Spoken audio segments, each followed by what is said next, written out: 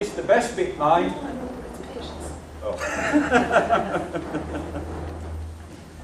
We feel that, you know, a lot of people, the first point of contact is a GP. They go to a GP, the GP gives them a card with a number on. Now, I've been in that situation, I haven't rang him. And when I looked in telephone directories for an alcohol support service, there wasn't one. They're all drug and alcohol. And that's something that's come out loud and clear from people accessing services, is that they want alcohol-specific services. Don't want to mix with drug users. 2 different age groups, 2 different classes of people. What we do is legal. The recovery journey is very, very different. There's no substitute drug for alcohol. And, you know, you see heroin users seeing signs with "come and get as much as you want with for a tenner." You know, they'll all be there with wheelbarrows for heroin and get 2 for the price of 1. The recovery journey is very, very different. So we need a service that's going to recognise the nature of alcoholism. And this is a service that we're developing right now. They are all the many doors that a person with an alcohol problem may need to go through. But at the moment they're only offered one. And that's the detox service or the counselling or whatever. But whatever it is, it only lasts for a short while. This problem is with an individual for life. And they're going to lapse. We know they're going to lapse. And people are so honest with us that come back and tell us that they have lapsed. And we say, so what? That's part and parcel of it. It's like a baby when it's born, it doesn't get up and walk straight away, it keeps falling down. And this is what we tell our people when they're, you know, learning how to manage their drinking behaviours. Never give up giving in. How do we measure our success? How do I, sitting at the top of neraf, know we're doing well? Well, yeah, funders are now giving us money, that's one sign, but that's not why I'm in it. How I judge how we're working well is the improvements I see in an individual's life. And this is why we've put now, in conjunction with Northumbria University, we've got the neraf toolkit. And again, we went out asking people who access our services, which are the most important issues in your life? And we come back, I think there's 11 different subjects. There's housing, there's diet, nutrition, there's debt, there's employment training. You name it, anything that could jeopardise a person's sobriety in the future, we've addressed it. But they decide which area we're going to concentrate on first. It's all got to be done at the same time as any other intervention. You know, what's the point of sorting it out 6 months later? It's too late then. It's all got to be done. When the person comes forward for the help, that's when we've got to leap on it. They're in the right frame of mind then, they're motivated to do it. But what we see time and time again is just people being put on waiting lists. We have one fella accesses our group, Billy he's called, and we remember him when he first came to us. He was one of these, you will never get me in a support group. Can't keep him out of them now. But Billy's got on in life. There's an organisation called BCTV in this building who the job centre had sent him along to do some training. And he got to lunchtime one day and other people on the course with him asked him where he was going for his lunch because he was coming downstairs with us. And this gentleman asked Billy what we were, and he told him that we were a support group for people with alcohol problems. So the lad said, well, I thought you don't. He says, I don't, but they're still my friends. That's what neraf's about, people, friends.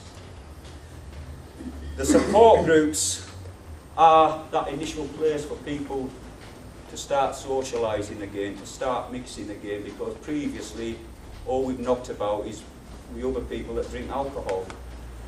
We can't do that anymore because it's bad for us. neraf is all about friendship. It's like a little family downstairs. It's It's fantastic. You know, but the support groups, they're not structured. We're not talking about alcohol unless people want to. We're talking about day-to-day living, life, little problems that will come up. And it's great to see them all supporting each other through it. And I was particularly pleased earlier on this year, it was the derby game, Newcastle against Sunderland. Newcastle won, yeah. But it was great, we had Sunderland fans, Newcastle fans, all in the same room. The lasses had put some bait together. It was fantastic. Now, if we'd have put a crate of alcohol in there, they'd been wanting to kill each other. You know, so that is the sort of community that neraf is creating, where everybody who comes to that group feel that they're part of it. You know, they matter. People matter to us. Partnerships do work. You know, I remember the very early days of setting neraf up. I got involved with the Regional Drug User Forum to bring the issues of alcohol to the attention of the NTA, but the NTA says, no, we don't want people with alcohol problems. And also going on at that time with the Regional Drug User Forum, there was a couple of people, quite militant, who did user involvement, untold damage here in the North East. They thought user involvement was all about criticising workers, criticising agencies. It's not like that.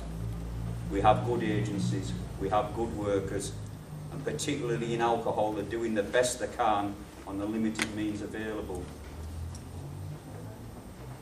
What was I going to say next?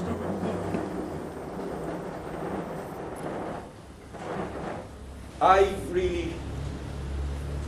know what it is now. So, not wanting to be tarred with that same brush, I went round all service providers knocking on doors because I didn't have any money. You know, I set neraf up for the first 2.5 years out of my own pocket, and people said, well, how could you do that on benefits? Well, it was easy, I wasn't buying alcohol. You know, so I've always seen us originally as the organisation that takes off when other organisations have finished. You know, if they've been for counselling, if they've been for detox, we're not AA, it's the alternative to AA. We're alcohol specific, so people were coming forward just for that very reason. And thankfully service providers welcomed us, particularly the North East Council of Addictions, allowing us to use their premises in several locations free of charge. Now the picture for neraf has changed dramatically. For us to be more effective, we need to be involved right at the beginning of the process so that we can support a person through their journey. And then particularly the long haul, the aftercare. It's been a very, very exciting, successful, fulfilling, you name it, everything about neraf has been great. But the best thing about it is I'm not there on my own anymore. I have a fantastic team behind me. We have a crew who themselves have been to hell and back because of their own drinking behaviours. They're turning it round now because they've been given the opportunity to do so. And neraf could not exist or function without them. With the specialist training, which Steve's going to talk about more, we feel we've put out the specialist alcohol workers. They've been there, they've done it, they've gone through training, and they make such a difference to people.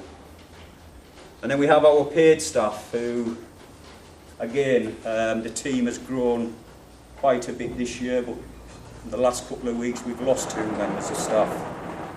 Our young lass, Laura, she's gone working in Ethiopia with deprived children. And our former women's worker, Caroline, she's gone off now to train to be a nurse. She wants to be a detox nurse. And that's what neraf's about, you know, giving people the opportunity. We have some of our mentors now doing MVQ training in health and social. Massive opportunities for them all. So really, I just want to say to all the team,